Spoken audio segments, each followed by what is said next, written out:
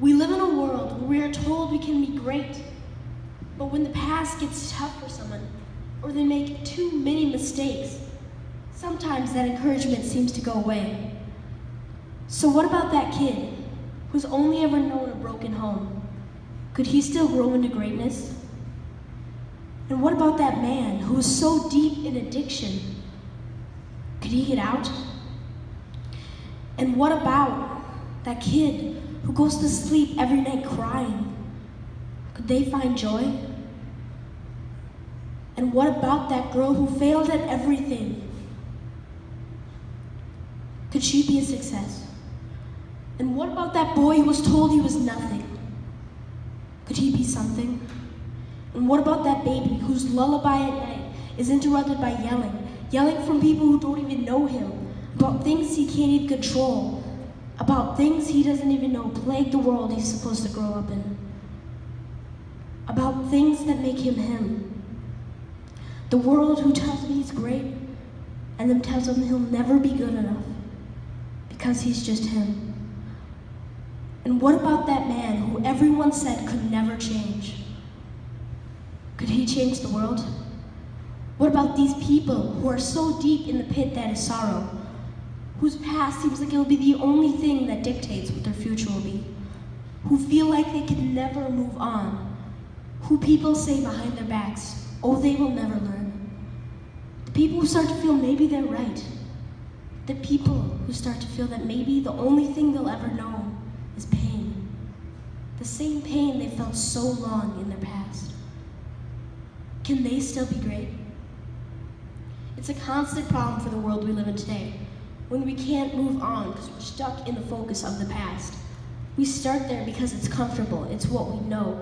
But once it gets tough or we stay there too long, it becomes uncomfortable and you get in this grasp that you can't escape from. And then you begin to live in your past. Living in your past causes so many problems for you. It causes you to just not be able to look beyond your current situation or what has happened, which spirals you into depression, which I call the state of living in pain. Depression is a huge problem for this world today. 20% of teenagers will experience depression before adulthood, and it's a crazy statistic considering how many kids are in the world today. 30% of this depression is substance abuse or addictions like that, where they just can't feel like they can escape that, so they just keep taking that to make them feel like maybe it will be better. Then 30% of it is genetics that they feel they can't escape from. And then 40% of it is past and present pain. That's deaths and traumas that just cause someone just to go into this spiral where they can't escape from feeling the same pain that they've hurt for so long. Then the question arises, how are you going to get away from that pain? And so then people turn to what I call minimalism. And minimalism is this great concept where you're doing less to do more. But when applied to this concept of the past, it doesn't work. Minimalism in the past is finding happiness by forgetting your past. And so people have tried this. They've tried abandoning all possessions. They've tried forgetting about any accomplishments they made yesterday. But it doesn't work for them because they can't remember their mistakes. And that's the biggest thing about life. Mistakes are needed. And since they can't remember those mistakes in this concept of minimalism, they can't learn from them. Because mistakes are needed. In about a year, you make hundreds of thousands of mistakes. Some you don't even realize are mistakes. If you learned from 15% of those, you'd be a certifiable genius. So, how do we get to move on versus moving over? So, moving on is taking the information that you had and just going to the next step. While moving over is not taking any of that information that you've had.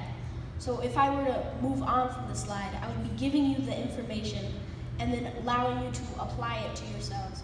If I were to move over it, I wouldn't give you that information. What we need to do is we need to learn from our past. When the past gets tough or you make a mistake, that's when you need to learn from it the most. Because when we make mistakes, we learn. And when we learn, we get better. And that's how you change things about your past. And so, what you need to do is you need to take the situations, take the hard stuff, and use it to your advantage, because that's one of the biggest things that you need to be a success in life. And so then that comes to the hardest concept, finding a balance. Finding a balance between living in your past and learning from your past.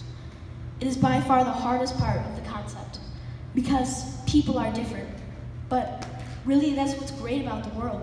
There's different concepts, different ideas, different languages, different cultures that make the world different, and it's a beautiful thing.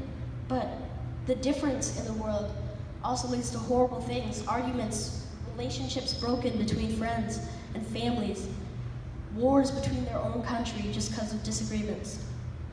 But while I was researching, I found this concept of the Great Cultural Revolution in China, where they were switching to communism, but it wasn't a success for them because they couldn't realize that people were different.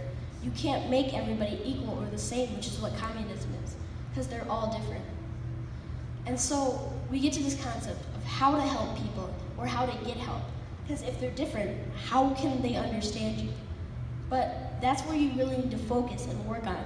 You need to work on understanding other people's differences, and you need to find people who can understand your differences. And so then, are you really different? Are you just the same as everybody in your class, everybody in your country, everybody in your town? No, you're 1 in 7.125 billion, which is a huge number, and to be different in all those people is difficult. But that's how we move on, that's how we learn from that. And then suddenly, how we learn becomes one of our differences, and how you can teach others to learn becomes one of your differences. And so, what I want to end with was, while I was researching, I was looking for quotes or opinions that could, from famous people that would be better than mine, because I was trying to grasp this concept of, will anybody listen to me, because my topic is highly opinionated. But then I realized that's okay, because I have a different opinion. But then while I was researching, I had trouble finding things that matched my opinion, or things that were completely different from my opinion, because it was different for them. Famous quotes, famous people, all were different. They had different ideas about this past. Some needed to live in it, some needed to learn from it. It was different for them. So, I want to inspire you to go out and use those differences to your advantage, to learn from your past, to help those people who don't think they can be great, to show them that they can be great. Thank you.